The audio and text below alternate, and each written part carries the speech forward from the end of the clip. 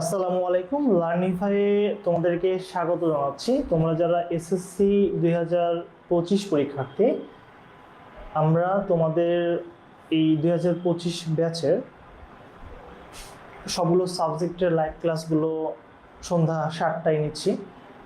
তো তোমরা যারা আমাদের হোয়াটসঅ্যাপ গ্রুপে আছো বা আমাদের পেজের সঙ্গে কানেক্ট আছো, তো তোমাদের কাছে একটা রিকোয়েস্ট থাকবে, সেটা হচ্ছে আমাদের এই লাইভ ক্লাসটা তোমরা তোমাদের ফ্রেন্ডের মধ্যে একটু শেয়ার করে দাও, এবং তোমরা আমাদের কোন কোন ক্লাসগুলো করছো বা কোন কোন ক্লাসগুলোর মধ্যে কোনো প্রবলেম ফেস করছো কিনা, এগুলো কাইন্ডলি একটু আমাদেরকে মেসেজে বা আমাদের যে হোয়াটসঅ্যাপ গ্রুপে তোমরা আছো এটাতে যদি জানাতে পারো, তাহলে আমাদের টিচাররা আরও বেশি উদ্বুদ্ধ হবেন তোমাদেরকে তোমাদের প্রবলেমগুলো সলভ করাতে। তো ভাইয়ারা, আমরা লাস্ট ক্লাসে তোমরা কি আমাকে শুনতে পাচ্ছ কিনা কাইন্ডলি একটু আমাকে কমেন্ট করে জানাবা। যদি কেউ শুনতে না পাও কাইন্ডলি একটু আমাকে জানাও, তাহলে আমি বুঝতে পারবো যে ক্লাসে কোনো সমস্যা নেই। তো আমরা গত বৃহস্পতিবারে যে ক্লাসটা করেছিলাম সেটা ছিল হচ্ছে চ্যাপ্টার 2। তোমাদের ওই চ্যাপ্টার 2 এর ইম্পর্টেন্ট একটা টপিক, যে টপিকটা আমরা মূলত স্কিপ করে যাই এবং যে টপিকটা অনেক অনেক বেশি গুরুত্বপূর্ণ আমাদের এসএসসি 2025 ব্যাচের জন্য। আমরা একটু কনসেপ্টটা ক্লিয়ার না থাকার কারণে অথবা ওইখানে বর্ণনাগুলো খুব বেশি করে দেওয়ার কারণে বা গুছিয়ে না দেওয়ার কারণে মূলত আমরা এই টপিকটা সবাই অ্যাভয়েড করে চলে যাই। হ্যাঁ, তো গত ক্লাসে আমরা চ্যাপ্টার 2 এর উদ্ভিদ টিস্যুটা নিয়ে আলোচনা করেছিলাম।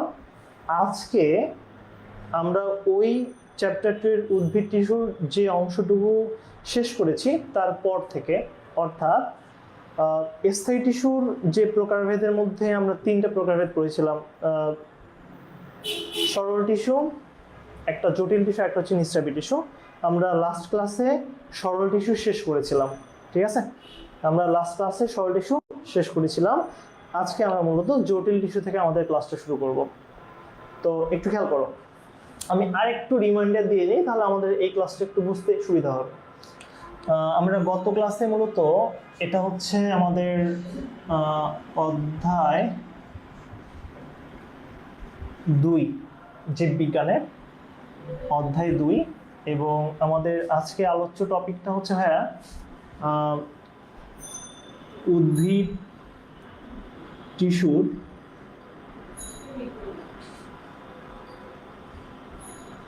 টিস্যু অবভিয়াসলি আমরা আলোচনা করব। এবং ওই উদ্ভিদ টিস্যুর যে টপিকটা আলোচনার বিষয় সেটা হচ্ছে আমাদের জটিল টিস্যু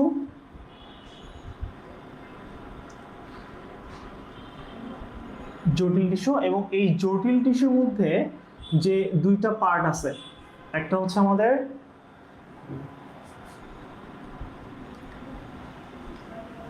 জাইলেম,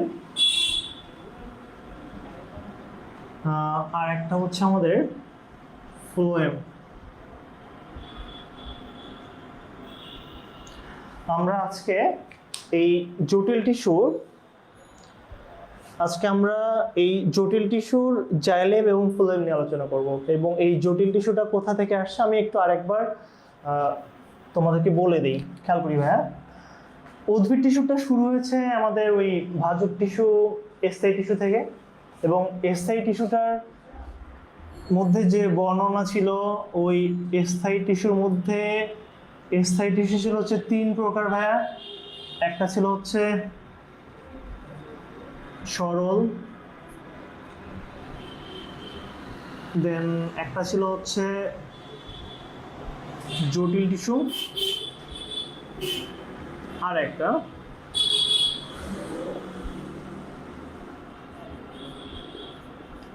নিঃস্রাবী টিস্যু। সরল টিস্যু, জটিল টিস্যু, একটা হচ্ছে নিঃস্রাবী টিস্যু। তো আমরা গত ক্লাসে এই যে সরল টিস্যু ছিল, এই সরল টিস্যুর প্যারেনকেইমা,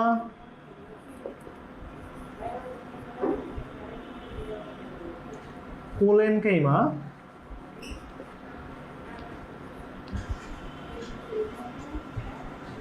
এবং আরেকটা ছিল হচ্ছে স্ক্লেরেনকাইমা। আমরা গত ক্লাসে এই সরল টিস্যুর প্যারেনকাইমা, কোলেনকাইমা এবং স্ক্লেরেনকাইমা এই তিনটা নিয়ে আলোচনা করেছিলাম। আজকে মূলত আমরা আলোচনা করব হচ্ছে জটিল টিস্যু সম্পর্কে। ঠিক আছে, তো জটিল টিস্যু ডেফিনেশনটা আমি গত ক্লাসেই দিয়েছিলাম যে জটিল টিস্যু হচ্ছে ওই ধরনের স্থায়ী টিস্যু যে স্থায়ী টিস্যুগুলোর মধ্যে, খেয়াল করি আমরা, যে স্থায়ী টিস্যুগুলোর মধ্যে বিভিন্ন ধরনের, আমি একটু নিচের টিস্যুটা মুছে দিই,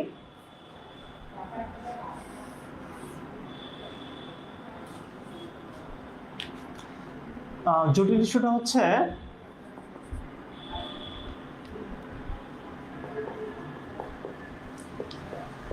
বিভিন্ন ধরনের,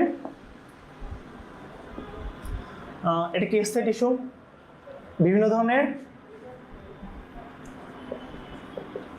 স্থায়ী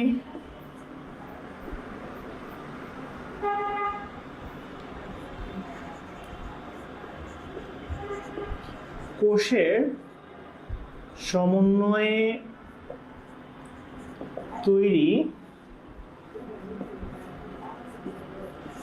টিস্যু। তো এখানে একটু খেয়াল করি যে আমাদের সরল টিস্যু ছিল হচ্ছে দুই প্রকার, একটা ছিল হচ্ছে ভাজক টিস্যু, একটা স্থায়ী টিস্যু। ভাজক টিস্যু বিভাজনে সক্ষম, স্থায়ী টিস্যু বিভাজনে অংশগ্রহণ করে না। স্থায়ী টিস্যু ছিল হচ্ছে তিন ধরনের, একটা হচ্ছে সরল টিস্যু, একটা হচ্ছে জটিল টিস্যু, এবং 3 নম্বর পয়েন্ট যেটা আমি মুছিয়ে দিলাম কিছুক্ষণ আগে, সেটা ছিল হচ্ছে কি নিঃস্রাবী টিস্যু। নিঃস্রাবী টিস্যু ছিল। তো এখানে তোমাদের এসএসসিতে এই নিঃস্রাবী টিস্যু নিয়ে কোনো ধরনের বর্ণনা দেওয়া নাই বইয়ের মধ্যে, শুধুমাত্র আছে হচ্ছে এই সরল টিস্যু এবং জটিল টিস্যু নিয়ে। তো এই যে সরল টিস্যুটা, এটা আমরা গত ক্লাসে শেষ করেছি। তো আজকে আমরা আলোচনা করবো হচ্ছে জটিল টিস্যু নিয়ে। একটু মনে রাখবো আমরা, হ্যাঁ ভাই, আজকে জটিল টিস্যু নিয়ে আলোচনা করব। তো আমি যদি বলি যে জটিল টিস্যুটা কি, এখানে আমি লিখেছি হচ্ছে যে বিভিন্ন ধরনের স্থায়ী টিস্যুর বা স্থায়ী কোষের সমন্বয়ে যে টিস্যুগুলো তৈরি হয়, ওই টিস্যুগুলোকে আমরা বলবো হচ্ছে জটিল টিস্যু। তার মানে হচ্ছে এই জটিল টিস্যু তো কোষ দিয়ে তৈরি, অনেকগুলো কোষ দিয়ে তো টিস্যু হয়। তো এইখানে যে জটিল টিস্যুটা হবে, ওই জটিল টিস্যুর মধ্যে যতগুলো কোষ থাকবে, ওই কোষগুলোর আকার আকৃতি ভিন্ন ভিন্ন ধরনের হবে এবং কাজগুলো তুলনামূলকভাবে একটু ডিফারেন্ট হবে। তো আমি গঠনের ক্ষেত্রে একটু মনে রাখবো যে আকার আকৃতিগুলো একটু ডিফারেন্ট হবে, যে সকল কোষের ওই কোষগুলোর সমন্বয়ে যে টিস্যুগুলো তৈরি হবে, আমরা ওই টিস্যুগুলোকে বলবো হচ্ছে জটিল টিস্যু। এই জটিল টিস্যুর আরো বর্ণনা আছে, এটা আমরা না যে একটু ইজি করে পড়ার ট্রাই করি, তাহলে আমাদের মনে থাকবে সহজে। এখন এই যে জটিল টিস্যুটা, মূলত এই জটিল টিস্যুকে ভাগ করা হয় দুই ভাগে। আমি এখানে লিখেছি, একটা হচ্ছে জাইলেম টিস্যু, একটা হচ্ছে ফ্লোয়েম টিস্যু। তো আমি একটু মুছে দিই এটা, মনে রাখবো বারবার যে আমরা গত ক্লাসে এটা শেষ করেছি। আজকে আমরা মূলত এই জটিল টিস্যুটি নিয়ে আলোচনা করব। আর এই জটিল টিস্যুটাকে আমি লিখিয়ে দিয়েছি এই জায়গাটাতে।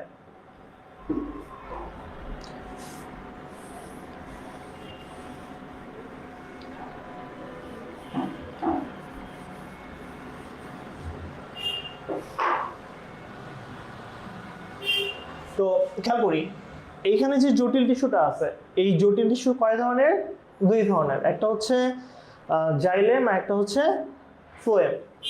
একটা জাইলেম আর একটা হচ্ছে ফ্লোয়েম। এখন এই যে জাইলেম টিস্যুটা ভাই, এই জাইলেম টিস্যুটার মধ্যে একটু আমাকে জানাও যে তোমরা শুনতে পাচ্ছ কিনা, প্রবলেম আছে কিনা।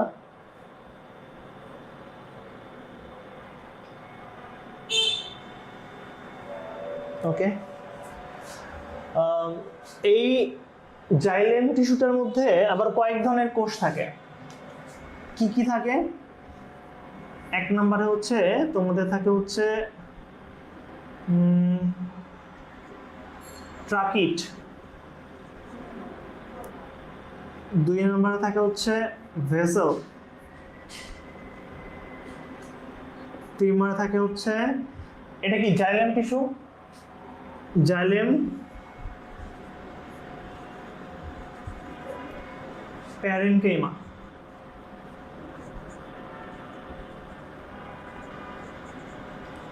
এবং 4 নম্বরে থাকে হচ্ছে জাইলেম ফাইবার, জাইলেম প্যারেনকেমা এবং জাইলেম ফাইবার। তো এখানে আমরা এই দুইটা নাম নতুন শুনছি, ট্রাকিড ভেসেল। তো এখানে জাইলেম তো এখান থেকে আসছে, আর এই যে প্যারেনকেমা, এর আগে আমরা যে সয়েল টিস্যুগুলো পড়েছিলাম, ওই সয়েল টিস্যুর মধ্যে আমরা 4টা প্রকারভেদ করেছিলাম। তোমার 3টা, একটা হচ্ছে প্যারেনকেমা, কোলেনকেমা, আর একটা হচ্ছে স্ক্লেরেনকেমা। ওই স্ক্লেরেনকেমা ছিল 2 প্রকার, একটা ছিল ফাইবার আর একটা হচ্ছে স্ক্লেরাইট, ঠিক আছে? সো ওই স্ক্লেরেনকেমার ফাইবার এটা, আর ওই প্যারেনকেমা হচ্ছে এই প্যারেনকেমাটা। একটু খালি মনে রাখবো আমরা এই দুইটা। তো এখন আমরা যেটা ফার্স্টে পড়বো সেটা হচ্ছে ট্রাকিট, এরপরে ভেসেল, দেন জাইলেম ফাইবার, দেন জাইলেম প্যারেনকেমা, দুটোই পড়বো, সবগুলোই পড়বো এখানে। তো এখন আমি যদি একটু মুছে দিই,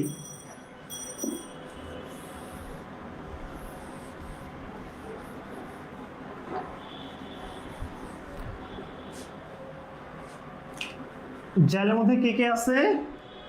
1 নম্বর ছিল হচ্ছে কে? ট্রাকিট ছিল। 2 নম্বর ছিল হচ্ছে ভেসেল। 3 নম্বর ছিল হচ্ছে জাইলেম, আশা করি দেখা যাচ্ছে, জাইলেম ফাইবার। এবং 4 নম্বর ছিল হচ্ছে, আচ্ছা আমি জাইলেম প্যারেনকেমা এবং ছিল জাইলেম ফাইবার। তো আমরা এখন যেটা নিয়ে আলোচনা করব সেটা হচ্ছে আমাদের এই ট্রাকিট নিয়ে। তো খেয়াল করো, তো ট্রাকিটের যে ফিগারটা, ওই ট্রাকিটের ফিগারের মধ্যে আমরা যদি একটু ভালোভাবে খেয়াল করি, যে ট্রাকিট কোষটা দেখতে একটু এরকম।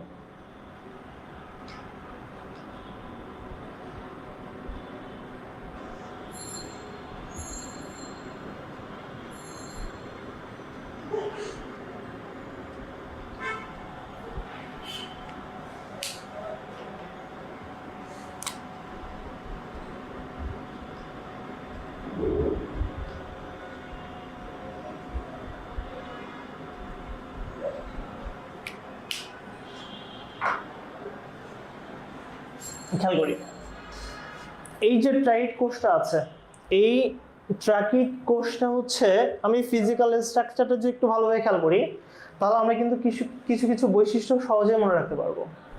তো এই যে ট্রাকিট কোষটা, এই ট্রাকিট কোষটা দেখতে কিন্তু সরু বা চিকন এবং লম্বা আকৃতির। তো আমরা এই বৈশিষ্ট্যটা লিখতে পারি যে ট্রাকিট কোষ, ট্রাকিট সরু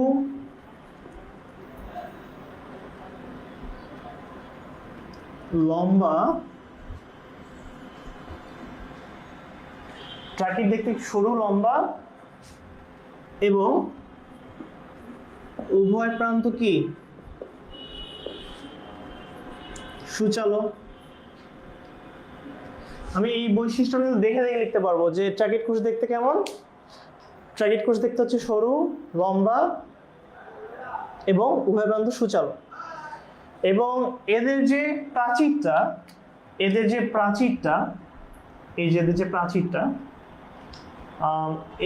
প্রাচীরটা লিগনিন দ্বারা তৈরি। কি দিয়ে তৈরি? এদের কোষ প্রাচীর, এটা তো প্রাচীর থাকবে কারণ এটা হচ্ছে উদ্ভিদ কোষ, ঠিক আছে? এদের কোষ প্রাচীর লিগনিন দ্বারা তৈরি। আমি পাচ্ছি আকৃতি, পরে হচ্ছে কোষ প্রাচীর।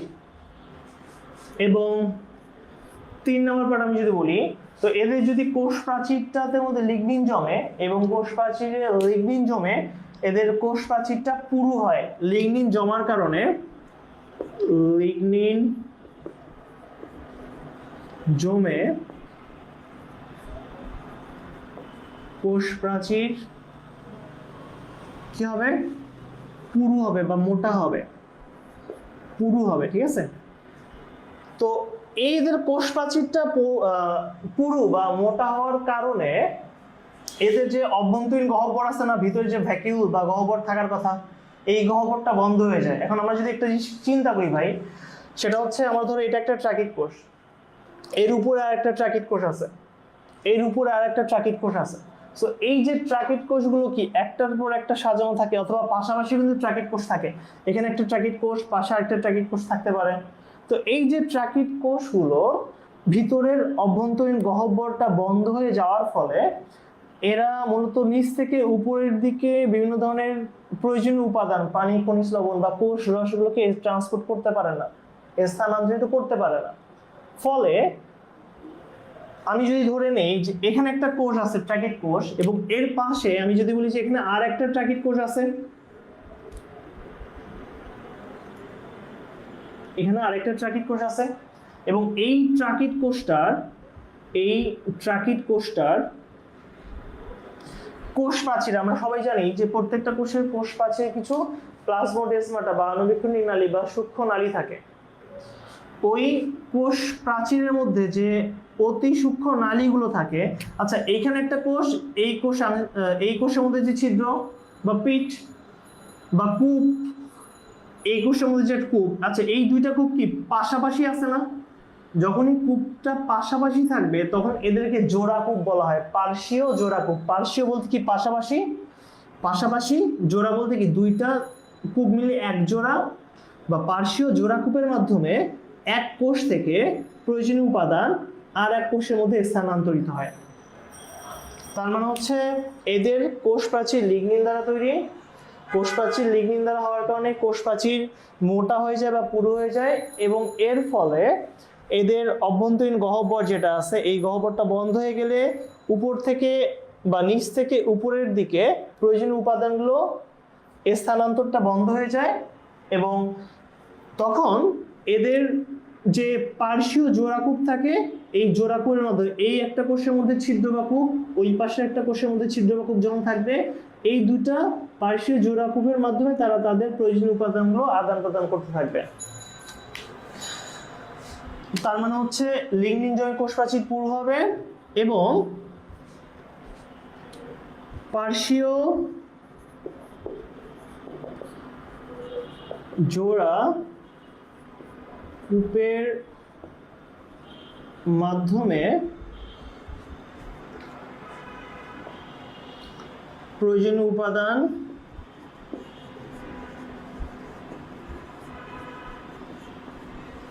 কি করবে? আদান প্রদান করবে, তারা এক্সচেঞ্জ করবে।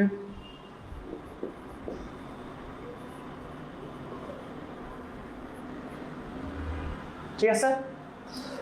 আচ্ছা, এখন খেয়াল করো, এদের কোষ প্রাচীর মোটা হয়ে গেল, পার্শ্বীয় জোড়াকূপ দিয়ে তারা প্রয়োজনীয় উপাদান আদান প্রদান করলো। দেন এদের যে কোষ প্রাচীরটা, এই কোষ প্রাচীরের গঠনের ভিত্তিতে মূলত এরা কয়েক ধরনের হয়। তোমাদের বইয়ের মধ্যে এদের স্ট্রাকচার সম্বন্ধে বা এই ট্র্যাকিক কোষের আকৃতি সম্বন্ধে বলে দিছে যে এরা মূলত তোমার সর্পিল আকার হয়। সর্পিল আকার মানে কি? সাপের মতো আঁকা বাঁকা, এইরকম একটু একটু আঁকা বাঁকা হবে সাপের মতো, ঠিক আছে? দেন সোপান আকার হয়। এখন কোশ্চেনটা হচ্ছে সোপান আকার কি?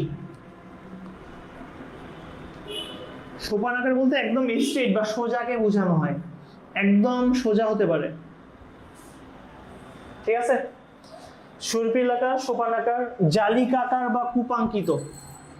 জালিকাকার মানে জালের মতো ছিদ্রযুক্ত হইতে পারে, অসংখ্য ছিদ্র থাকতে পারে এদের কোষ প্রাচীরের মধ্যে, এবং এদের কূপ থাকার ফলে এদেরকে কূপাঙ্কিত বলা হয়, মানে কূপ যুক্ত বা কূপ অঙ্কিত আছে তাদের বডিতে, দ্যাটস হোয়াই এদেরকে বলা হচ্ছে কূপাঙ্কিত। তার মানে হচ্ছে এরা বিভিন্ন শেপের হতে পারে, সর্পিল আকার সাপের মধ্যে একটু আঁকা বাঁকা হতে পারে, সোপান আকার একদম স্ট্রেট বা সোজা হতে পারে, জালিকাকার মানে জালের মতো ছিদ্রযুক্ত হতে পারে, অসংখ্য ছিদ্র থাকতে পারে, এবং কূপাঙ্কিত মানে তাদের বডিতে কূপ সদৃশ্য ছিদ্র থাকতে পারে, যেটা আমরা বললাম যে পার্শ্বীয় জোড়াকূপের মাধ্যমে এরা কি করে, প্রয়োজনীয় উপাদানগুলোকে তারা আদান প্রদান করে। Okay fine. এরপরে খেয়াল করো,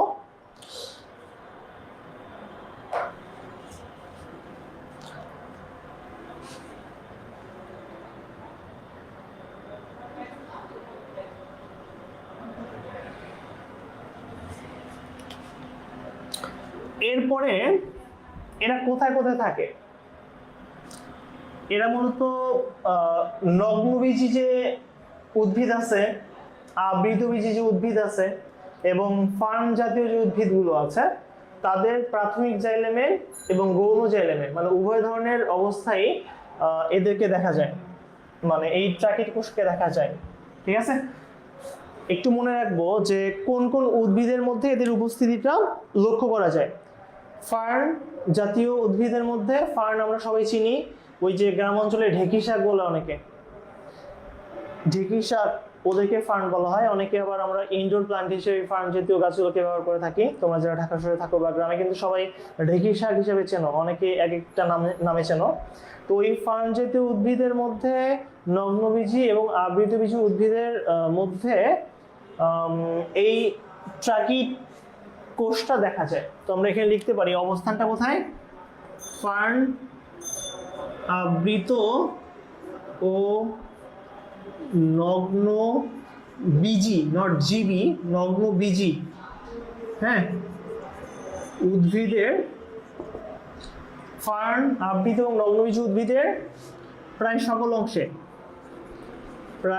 সকল অংশে এদের উপস্থিতিটা আমরা দেখতে পারি। ফাইন, দেখতে পাচ্ছ সর্পিলাকার, সোপানাকার, জালিকার কূপাঙ্কিত আকৃতি, অবস্থান কোথায়, ফার্ন আবৃত নগ্নবীজী উদ্ভিদের সমস্ত অংশে। দেখতে কেমন, সরু, লম্বা, উভয় প্রান্ত কিরকম, সুচালো। দেন কোষ প্রাচীর কি দ্বারা তৈরি, লিগনিন দ্বারা তৈরি। কোষ প্রাচীর লিগনিন দিয়ে তৈরি হওয়ার কারণে এদের কোষ প্রাচীর মোটা হয়ে যায়, পুরু হয়, ফলে ভিতরের গহ্বর বন্ধ হয়ে যায়। এর ফলে নিচ থেকে উপরের দিকে কোষ রস আরোহণ হতে পারে না বা চলাচল করতে পারে না, ফলে পাশাপাশি অবস্থিত জোড়া কূপের মাধ্যমে তারা তাদের প্রয়োজনীয় উপাদানগুলোকে এক্সচেঞ্জ করে, আদান প্রদান করে। তো এখানে এই বৈশিষ্ট্যগুলো আমরা কিন্তু চিত্রটা দেখে দেখে কল্পনা করে করে পড়ার চেষ্টা করব, তাহলে আমাদের সহজে মনে থাকবে। এবং এরপরে যে কাজটা, এদের আমি একটু মুছে দিই, আচ্ছা এখানে দেখা যাবে। এদের আমি যদি কাজের কথাটা বলি, এদের কাজগুলো কি কি, একটা বিষয় আমি বলিনি তোমাদের ভাইয়া, সেটা হচ্ছে আমরা এইখানে যে জটিল টিস্যুটা পড়তেছি, জাইলেম আর ফ্লোয়েম, এই জটিল টিস্যুর অপর নাম কিন্তু পরিবহন টিস্যু। তার মানে হচ্ছে জটিল টিস্যুর যতগুলো প্রকারভেদই আমরা পড়ি না কেন, জাইলেম পড়ি আর ফ্লোয়েম পড়ি, যাই পড়ি না কেন, এই জাইলেম এবং ফ্লোয়েম উভয়ই কি পরিবহন টিস্যু। তার মানে হচ্ছে আমার এই ট্রাকিট তো অবভিয়াসলি জাইলেমের অন্তর্ভুক্ত, তার মানে এটা কি করবে, পরিবহন করবে। তার মানে হচ্ছে প্রধান কাজটা আমরা সবসময় মনে রাখবো যে এদের প্রধান কাজ কি করা, তোমার ওই কোষ রস পরিবহন করা বা আরোহণ করা। ঠিক আছে, কোষ রস পরিবহন করা এদের কাজ। তারপরে হচ্ছে কোষ রস পরিবহন করলো, দেন এরা উদ্ভিদ দেহকে অবশ্যই দৃঢ়তা প্রদান করবে। এই টিস্যুগুলোর আরেকটা উল্লেখযোগ্য কাজ হচ্ছে উদ্ভিদ দেহকে দৃঢ়তা প্রদান করা। সো এরা উদ্ভিদ দেহকে দৃঢ়তা প্রদান করবে, দেন এরা খাদ্য সঞ্চয় করে রাখবে। এরা কি করবে, এরা খাদ্য সঞ্চয় করবে। সো এখানে আমাদের এই তিনটা কাজ আমাদের একটুখানি মনে রাখবো আমরা, খাদ্য সঞ্চয়, খাদ্য সঞ্চয়, কোষ রস পরিবহন, দৃঢ়তা প্রদান, এই কাজগুলো অনেক অনেক বেশি গুরুত্বপূর্ণ। সো এইখানে আমরা যে বৈশিষ্ট্যগুলো দেখতে পাচ্ছি, এখানে যে বৈশিষ্ট্যগুলো আছে, এই সবগুলো বৈশিষ্ট্যই মূলত আমাদের এই যে ট্রাকিট কোষটা, এই ট্রাকিট কোষটার ফিগার দেখে দেখে মিলিয়ে পড়তে পারি আমরা, পড়লে আমাদের সহজে মনে থাকবে। আর আমরা যখন চিত্রটা দেখে দেখে বৈশিষ্ট্যগুলো পড়বো ভাইয়া, তো তখন লিখতে গেলে কিন্তু আমাদের চোখের সামনে অটোমেটিক চিত্রটা চলে আসে এবং ওই চিত্রটা দেখে দেখে আমি কিন্তু স্টেপ বাই স্টেপ বৈশিষ্ট্যগুলো মনে রাখতে পারবো। ঠিক আছে, ওকে ফাইন।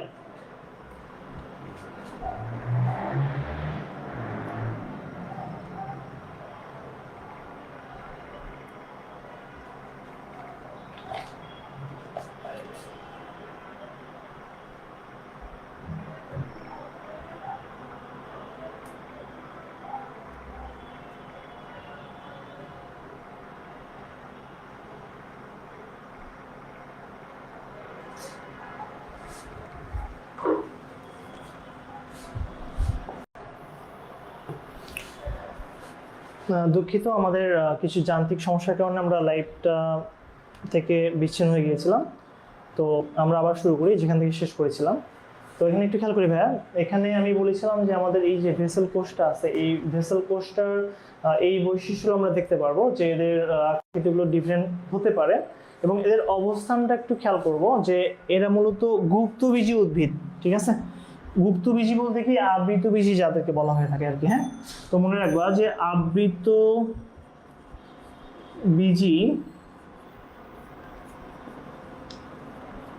উদ্ভিদের সকল অংশে আমরা এদেরকে দেখতে পারবো, এই ভেসেলকে দেখতে পারবো, ঠিক আছে? এবং এই ভেসেলটা মূলত এদের দৈর্ঘ্য এদের দৈর্ঘ্যটা কয়েক সেন্টিমিটার হয়ে থাকে, 1 থেকে 2 সেন্টিমিটার মতো হয়ে থাকে। তবে যে সকল উদ্ভিদ, যেমন বৃক্ষ জাতীয় উদ্ভিদ, মনে রাখবা যে বৃক্ষ জাতীয় উদ্ভিদ কারা, যাদের কাণ্ডটা অনেক বেশি মোটা এবং শক্ত, আম গাছ, কাঁঠাল গাছ।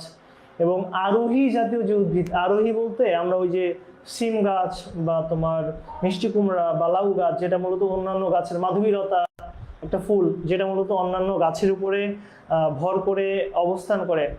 সো ওই সকল উদ্ভিদের মধ্যে এই ভেসেল টিস্যুর দৈর্ঘ্যটা কয়েক সেন্টিমিটার পর্যন্ত হতে পারে।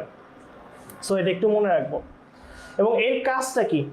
এটার কাজটা হচ্ছে এটা যেহেতু পরিবহনের কাজের সঙ্গে সম্পৃক্ত, তো অবশ্যই পানি এবং খনিজ লবণ পরিবহন করবে এরা, এই ভেসেল টিস্যুটা বা ভেসেল কোষটা, এবং উদ্ভিদ দেহকে অবশ্যই এটা দৃঢ়তা প্রদান করবে।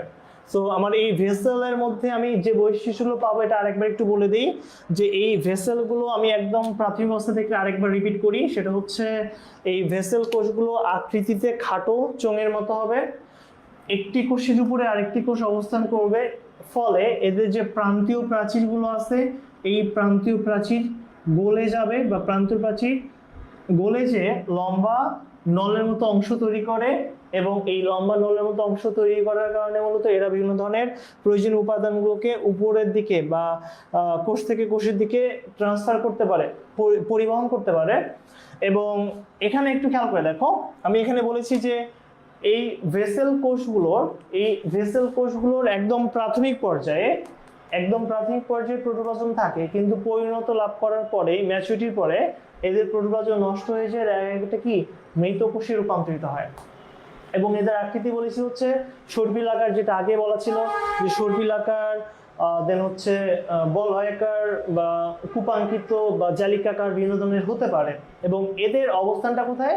আবৃতবীজী বা গুপ্তবীজী উদ্ভিদের সকল অংশের মধ্যেই এই ভেসেল কোষের বা টিস্যুর উপস্থিতি আমরা দেখতে পারবো। এবং এদের কাজটা কি? কাজ হচ্ছে দুইটা। একটা হচ্ছে এর আগে ট্রাকিটের যে কাজটা করছিলাম আমরা ভাই, ওই কাজ থেকে একটা কাজ জাস্ট বাদ দিব, সেটা হচ্ছে খাদ্য সঞ্চয় করা। এর আগে আমরা পড়েছিলাম পানি এবং খনিজ লবণ পরিবহন করা এবং উদ্ভিদ দেহকে দৃঢ়তা প্রদান করা ছিল ট্রাকিটের কাজ। সো এখানে ভেসেলের কাজ হবে মাত্র দুইটা, একটা হচ্ছে উদ্ভিদ দেহকে দৃঢ়তা প্রদান করবে এবং পানি এবং খনিজ লবণটা তারা কি করবে? পরিবহন করবে। এটা একটু আমরা মনে রাখবো ভাইয়া। এরপরে খেয়াল করো, এরপরে আমি যদি একটু মুছে ফেলি, এটা ট্রাকিটের পরে হচ্ছে ভেসেল, এবং ভেসেলের পরে জাইলেম প্যারেনকাইমা। আমরা ট্রাকিট শেষ করেছি, ভেসেল করলাম, এখন চলে আসি জাইলেম প্যারেনকাইমার মধ্যে। তো এই যে জাইলেম প্যারেনকাইমা, তো আমরা জাইলেম প্যারেনকাইমা তো নাম আমরা সবাই শুনেছি।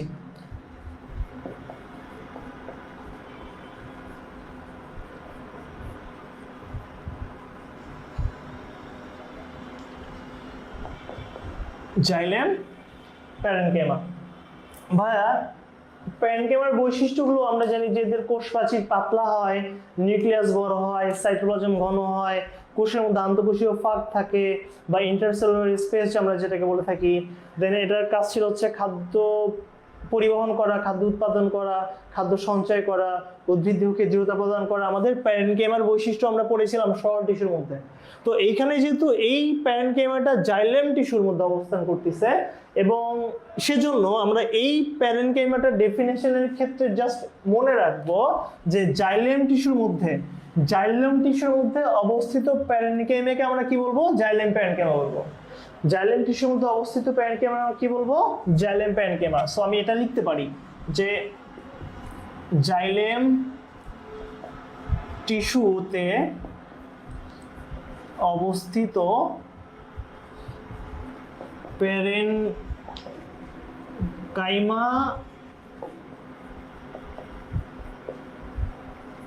জাইলেম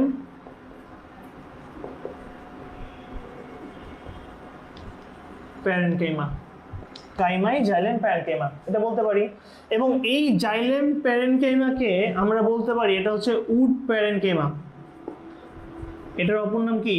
এটা মনে রাখবো, উড প্যারেনকাইমা। এই লাইনটা থেকে তোমাদের এমসিকিউ আসতে পারে যে উড প্যারেনকাইমা কোনটি? জাইলেম প্যারেনকাইমা হচ্ছে কি? Wood parenchyma. ঠিক আছে, তো এরপরে খেয়াল করো,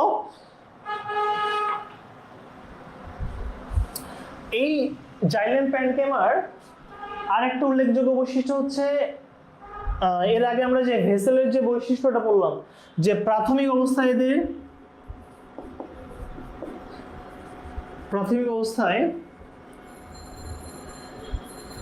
ভেসেলের মধ্যে পড়েছিলাম হচ্ছে প্রাথমিক অবস্থায় প্রোটোপ্লাজম থাকে এবং পরিণত দশে কি হয়? প্রোটোপ্লাজম নষ্ট হয়ে যায়। ঠিক আছে, সো এদের ক্ষেত্রে একটা জিনিস মনে রাখবো যে এই জাইলেম প্যারেনকাইমার মধ্যে প্রাথমিক অবস্থায় কোষ প্রাচীর পাতলা থাকবে, কোষ প্রাচীর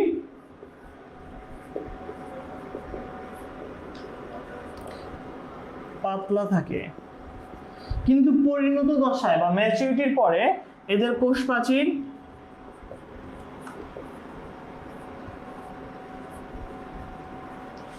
হওয়ার পর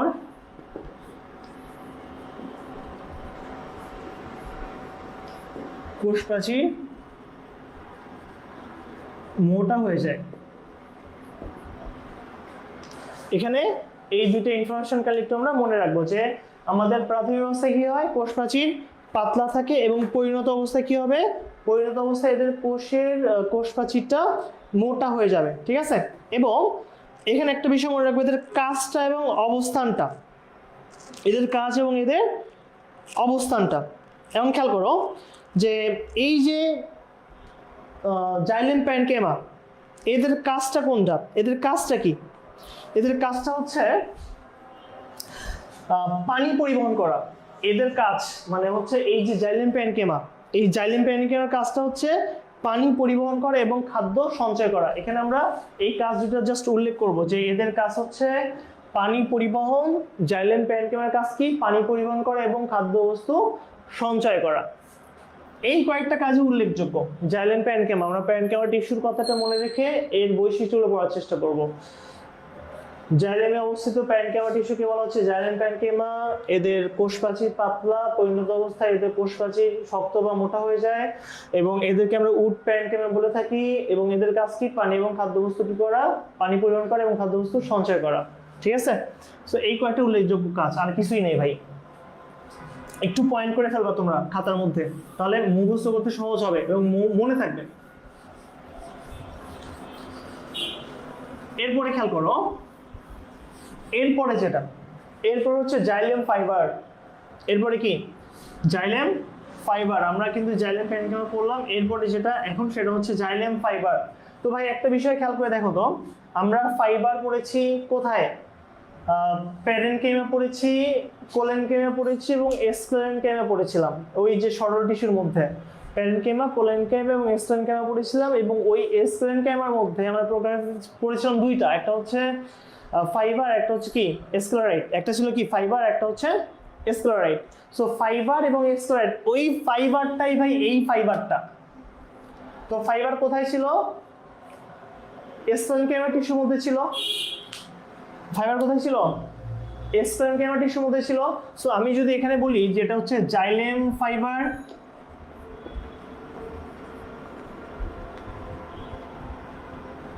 এটা কি? Xylem fibre. সো ভাই আমি বলতে পারি না এই ফাইবার কোথায় ছিল? এসক্লেরেনকাইমা টিস্যুর মধ্যে ছিল।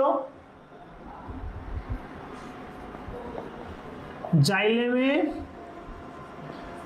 অবস্থিত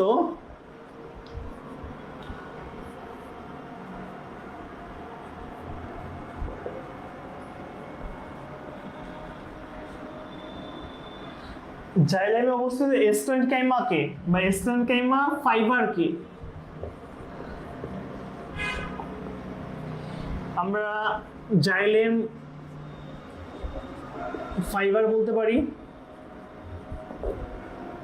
তো তোমাদের বইয়ের মধ্যে কিন্তু একটা ফিগার দেওয়া আছে, ওই ফিগারের মধ্যে সেম একইভাবে ফাইবার বলতে কি তন্তু বা সুতাকে বোঝানো হয়, ওই তন্তু বা সুতার ফিগারটা দেওয়া আছে তোমাদের বইয়ের মধ্যে, একটু সুন্দর করে দেওয়া আছে ওখানে।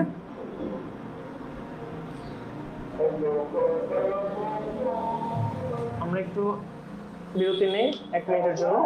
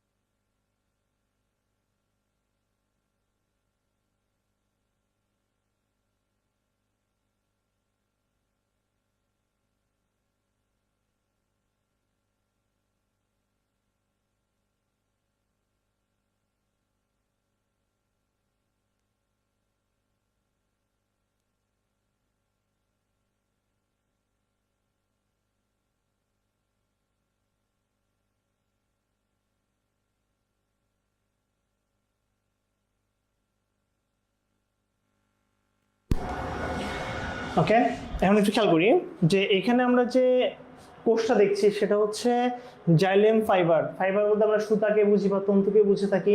সো আমি বললাম যে এখানে আমার জাইলেম ফাইবারটা হচ্ছে জাইলেমে অবস্থিত স্পারেনকাইমাল ফাইবারটাকে মেইনলি আমরা বলবো হচ্ছে জাইলেম ফাইবার।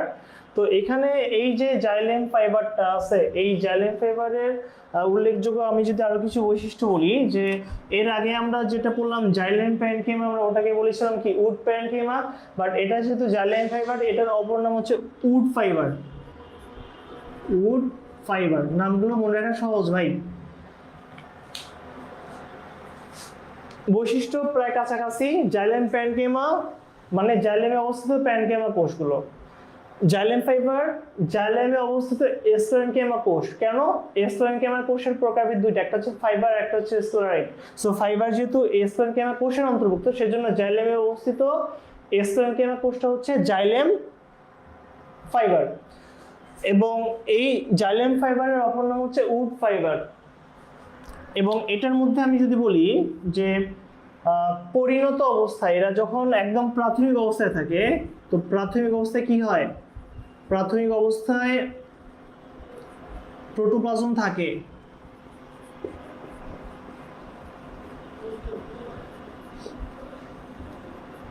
প্রাথমিক অবস্থায় প্রোটোপ্লাজম থাকবে, এবং পরিণত অবস্থায়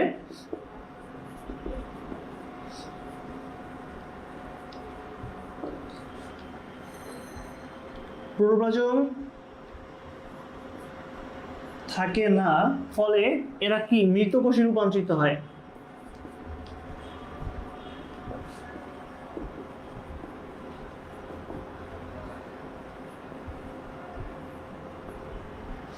ঠিক আছে?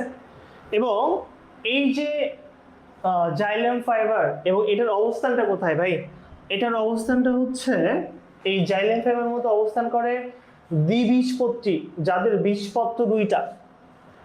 আমি একটু এপাশে লিখি যে এদের অবস্থানটা হচ্ছে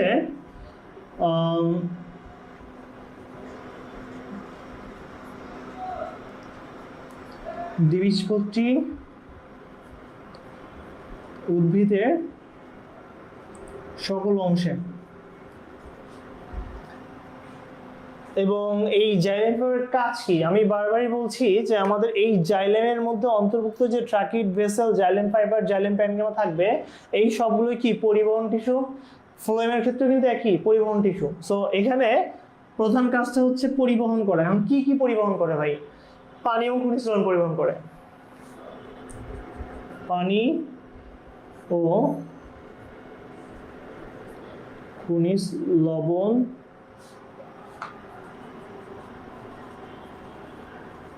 পরিবহন করা। দেন আরো কাজ আছে। আর কাজ কি? খাদ্য সঞ্চয়।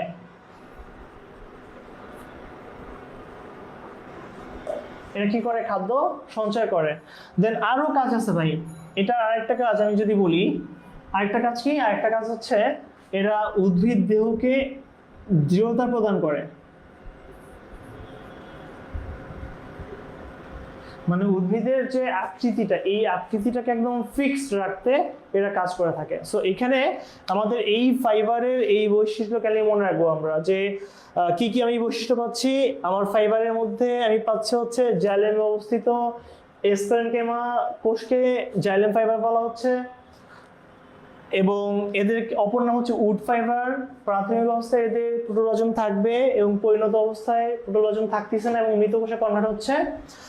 এবং এদের অবস্থানটা দ্বিবীজপত্রী উদ্ভিদের সকল অংশে। কাজ কি? অবশ্যই পরিবহন টিস্যু। এরা কাজ হচ্ছে পানি এবং খনিজ লবণ পরিবহন করা। আর কাজ কি?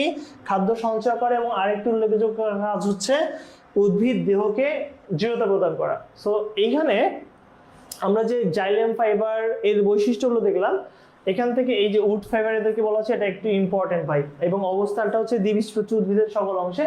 এখান থেকে এমসিকিউ আসার পসিবিলিটি অনেক বেশি থাকে। তো আজকে মূলত আমরা আলোচনা করলাম উদ্ভিদ টিস্যুর, জটিল টিস্যুর জাইলেম এবং ফ্লোয়েমের, জাইলেমের অন্তর্ভুক্ত টিস্যুগুলোকে নিয়ে, ট্রাকিড ভেসেল, জাইলেম ফাইবার এবং জাইলেম প্যানকামাকে নিয়ে। তো আগামী ক্লাসে আমরা ইনশাল্লাহ ফ্লোয়েম টিস্যু নিয়ে আলোচনা করব এবং ফ্লোয়েম টিস্যুর সঙ্গে সম্পৃক্ত যে অন্যান্য টিস্যুগুলো আছে এগুলো নিয়ে আলোচনা করার চেষ্টা করব। তো এখানে মূলত তোমাদের কোনো টপিক বুঝতে যদি কোনো সমস্যা হয় কাইন্ডলি একটু আমাদেরকে কমেন্ট সেকশনে জানিয়ে দিও বা মেসেজে জানিয়ে দিও, অথবা আমাদের যে হোয়াটসঅ্যাপ গ্রুপ আছে এখানে তোমরা যারা জয়েন করছো তারা এই গ্রুপে তোমাদের প্রবলেম আমাদের সঙ্গে শেয়ার করতে পারো। এবং আমাদের এই ক্লাসগুলো নিয়মিত হচ্ছে। তোমরা যারা এখন আমাদের ক্লাসগুলোতে অংশগ্রহণ করছো না বা পরবর্তীতে অংশগ্রহণ করছো, তারা অবশ্যই আমাদের কমেন্ট সেকশনে তোমাদের উপস্থিতি একটু জানান দাও। তোমরা কোথা থেকে আমাদের ক্লাসগুলো দেখছো, কে কোন স্কুলে পড়ছো, একটু যদি আমাদেরকে রেসপন্স করো তাহলে আমাদের অন্যান্য সাবজেক্টের টিচাররা বা আমরা সকলেই ইন্সপায়ার্ড হব তোমাদের ক্লাসগুলো আরো ভালোভাবে নিতে এবং রেগুলারলি তোমাদের সঙ্গে থাকতে। তো সে পর্যন্ত আমাদের সাথে থাকো। দেখা হচ্ছে আগামী ক্লাসে। আসসালামু আলাইকুম।